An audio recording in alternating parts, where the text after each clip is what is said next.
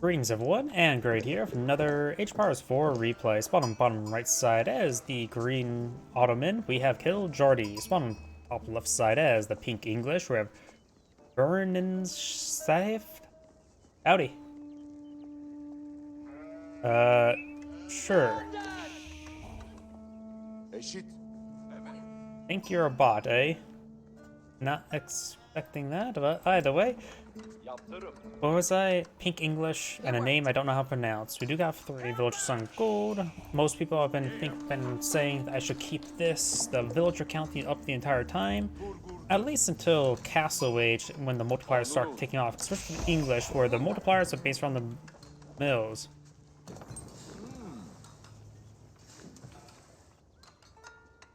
I mean, if you want me to complain about Bethesda, not Age of Empires 4, Fallout 4 was just crap in comparative to Fallout New Vegas. Fallout New Vegas is the standard for Fallout games, I'd say. Though the early games are not half bad as well, I've been told. Never played them. Fallout 1 and 2, of course, are the way it got started, which was Interplay and not Bethesda. Though the only game I played from Interplay is Tank Ticks, and it's a game I'm thinking about doing on stream, or at least off stream recordings. Fun little old strategy game. At least this could be considered a strategy game. RTS may be an appropriate term. Either way, we do now have the twin minaretes now being pulled in the field, which will give approximately 4 villagers worth of good, solid food income, which has a higher rate than Boar. So I just want to adjust something on the stream. Scout here has taken some damage. The green or pink Scout. 2 very different colors. Over here, we do have the Council Hall going on the field. I think people have gotten the Abbey Kings sort of out of the system. Council Hall, between right now the Abbey of Kings and the Council Hall, I think the Council Hall is better in the long term. The Abbey Kings does give some short-term power boost with a free king, but that's pretty much it. The king overall is, other than getting deployed out for free, is still largely not worth it. I still stand by the fact that I would always say the Abbey of Kings, the king needs to be automatically redeployed out like the Khan, and then I would say be a good landmark. The recent buff of making so the first king is free and automatically produce, is a good start. Either way, pink has now deployed some longbowmen, just a pair to apply some pressure. We do now have the Scout, green Scout, receiving some damage. You perhaps could try putting a couple arrows into the sheep, and that may have been a little bit better, because everybody still have to rely on the initial sheep. English less so. The Ottoman more so. Being Islamic, they don't have access to board, and their berries are not improved. Oh, we do have a campfire there deployed out by the Scout. They also have 1 health. And sheep down. And something I've been curious as well is, if the camp takes fire, does it takes fire by somebody throw a torch onto it, or do they have some sort of like run up, do some sort of stand formation? Okay, stabs with the spear. Good. It doesn't throw a torch on the fire to get rid of the campfire. That would be just sort of funny. We do have some archers now being pulled on out as well. Scout trying to interrupt deployment of the walls. There we go. Now it's properly there. Wasn't sure it being there could. Likely wouldn't, but now it's definitely. Now to have Supahi push way forward. We got the pink Scout engaging the green Scout. We do have some longbowmen here, and the villagers do fire a volley there. Does ghost a little bit there. Does break on through. Villager's going to stand and fight, which is not great. He does shoot and scoop the villagers. Not bad. The English villagers having an arrow attacks pretty good. It's no more powerful than a archer, but does also have a lot less rate of fire. But thanks to the network of castles, they offer a decent rate of fire of 3, which is half the attack speed of an archer, but it's better than nothing. It's better than taking out their knives. Excellent defense there by Pink. We now have a full middle deployment field. He has still have a pile of sheep on the ground. We got 9 longbowmen, which is an adequate defense number, and good enough for blind aggression. He knows to get off 2 Sipahi, which are, of course, the counter units to the longbowmen. Military school now deploying out a meter. And, no, let's back out. Check the Ottomans. He has gone for Anatolian Hills. Got 8 additional sheeple.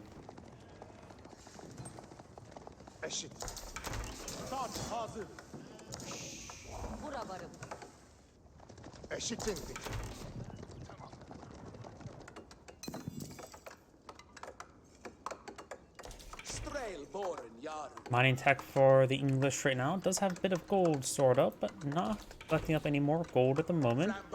We have another campfire here. What exactly does this campfire do again?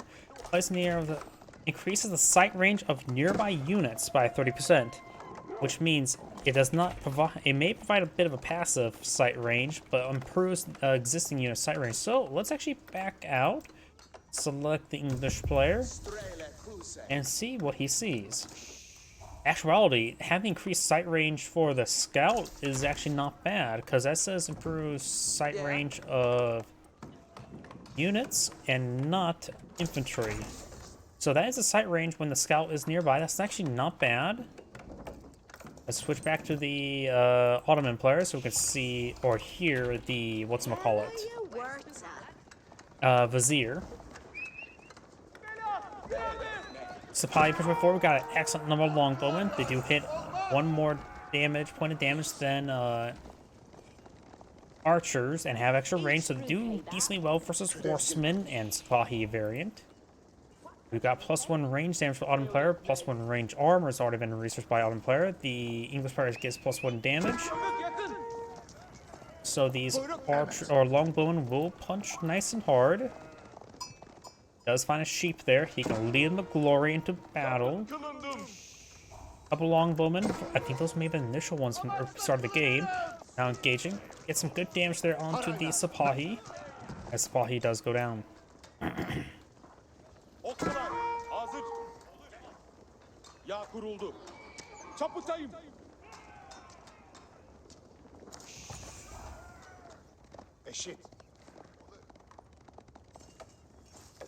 Another round of farms being built. And the local doggo, the exotic doggo, does get some bites there. And now it's going to be running and want to play fetch with these guys. They have a lot of sticks they can throw out for them to fetch, right? That's how it works. Archers do go ahead and toss out a bunch of sticks. You know how they hid Imperial Armory now being put on field, which get them some free mangonel. Very useful for a longbowman composition, to say. And he sees all these longbowmen, so going for man-at-arms and or... Oh, there's a campfire still there. Or that maybe they're freshly built. Man-at-arms would have actually may have a bit of trouble engaging the longbowmen since they're move the same movement speed and the longbowmen do have good range. So Lancers, I'm thinking would be a better choice than a man-at-arms. You can set the military schools onto man-at-arms without needing a Vizier research, which that may be good as well. Man-at-arms would also both are of course cheaper than Lancers, so offer a bit of a better front line than Lancers to help deal with the longbowmen. Additionally, Lancers have a bit more of an easier counter via the spearmen. I'm still thinking... Oh, sheep down. I'm still thinking that Lancers would be better for a good unit, at least for the interim, to engage the longbowmen. An archer research makes sense. Veteran Sipahi research will make sense. After all, Sipahi more of a staple unit for Ottomans than the Lancer. We have now the White Tower being put on the field. A subsidiary of the White Castle fast food brand.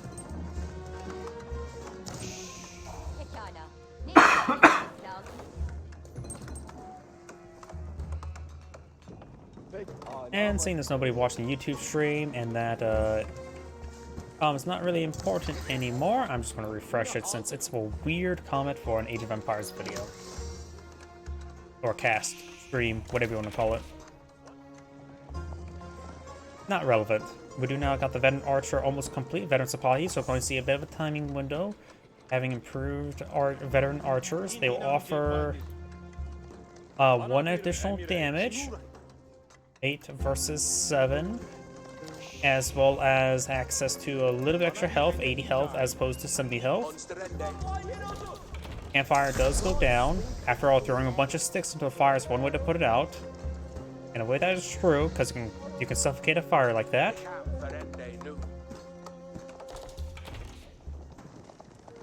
And don't be like my brother. If you have trouble setting a fire, don't try throwing gasoline on the fire, especially when there's a couple sparks. The twigs are ablaze. Yeah, my brother's not the brightest. You would imagine where my father is a hillbilly from Kentucky would have taught him better. But he's not the brightest. We do not have a good number of longbowmen, veteran longbowman research. We do have, of course, the White Tower and the Council Hall here. It does have technically 3 archer range production. I don't see additional archer ranges nor anything else. The White Tower can't. Oh, I have a lag spike there. My apologies. My computer does suffer random lag spikes like that. I have no idea why. It's completely random. Maybe there's some sort of, like... It's not really the cooling. I don't know, there's some sort of quirk for my computer that causes those lag spikes. Either way, the White Tower can be used to pull out all various manner of units. Going for a Mangonel wouldn't be half bad. You know, if he would have scouted out a little bit more, he could scout out the fact that he is pulling out a good number of archers. And he also knows he's fighting against Ottoman. The chance of fighting the mid Imperial army is very likely, so a preemptive Springald wouldn't be half bad. Monks receiving may go down. Scout does intercept the charge. Monk still taking some fire there. Monk down. He does now going to be fighting against the White Tower. Does get the outpost garrisoned as well. The White Tower could try to focus on the Mangonel because it's a durable structure to help whittle down the Mangonel. We do not have the Springald upgrade on the way. He is wanting a knight. It may be a good idea for him to go for a Springald upgrade on the White Tower. Offer a little bit of fire support and allows a bit more targeted fire against the Mangonel. The Springald upgrade does what? 40 damage, so do 10 damage per bolt.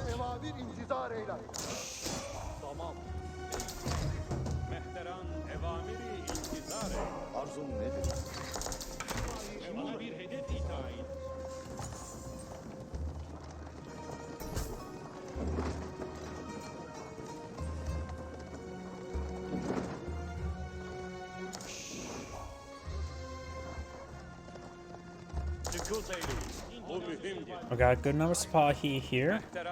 I wonder. He has gotten the military campus. Almost enough Vizier for another. Experience for another Vizier. Is it every individual point is called Vizier, or is it when you get one total charge is the Vizier? Sorry, that's just a stupid question. Either way, let's see what he gets. Well, Knight does go down. Probably fast training. Janissary companies will not be useful. He's fighting against a longbowman. There's military campuses. Advanced Academy could have been an option because it would give him access to a production queue of Lancers and Janissaries. I think man-at-arms production from the academies would be better at this point in time. But he's going for the Sipahi, which is another good option.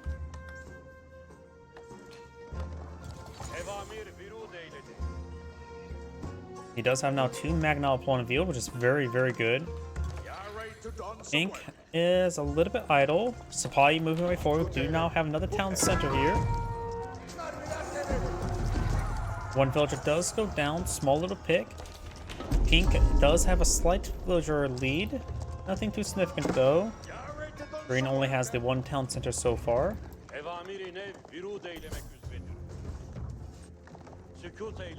While I do take some hits there, do now have military academies opponent field. Does have a decent number of production for that, but honestly, maybe not even enough for it to warrant military academies. He still is nope, he does have regular man-at-arms to see the elite upgrade, not the early man-at-arms upgrade.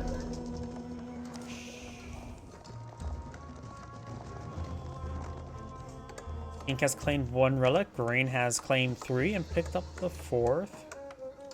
Trying to see where it's at. Those are villagers. Those are villagers.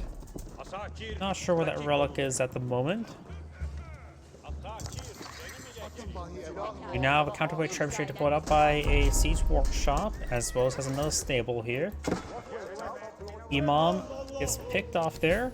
A little bit foolish placement there. I think he just ordered to capture the region and went on the wrong side. The wrong side of town. Pink does have a monk here, who will soon be stabbed repeatedly. Spring Gold being blown up by the White Tower, very nice. He definitely does need it. But we know that with Castle Vision, but like I said, it's a safe assumption the opponent's going to go for the mid Imperial Armory.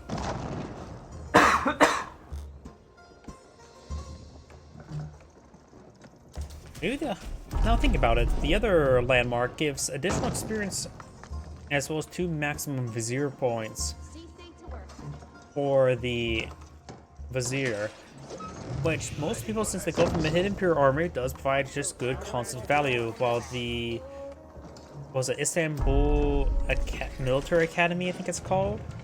It's such a rare landmark, I forget the name. How would you change that in order to improve it? Maybe increase the number of Vizier points from maximum of +2, which is 7, to maybe 9 to get every single one. Maybe allows additional Vizier options, very powerful ones as an alternative. Because right now there's a large number of powerful Ottoman Vizier you can get, but most people don't get it. Like the additional able garrison infantry into the siege weapons to get a additional attack speed's not half bad. I would probably change. Honestly, I'll probably rebalance that one. Got a bit of damage there. Good number of man-at-arms for the front line. We got the Spring Gold getting overran.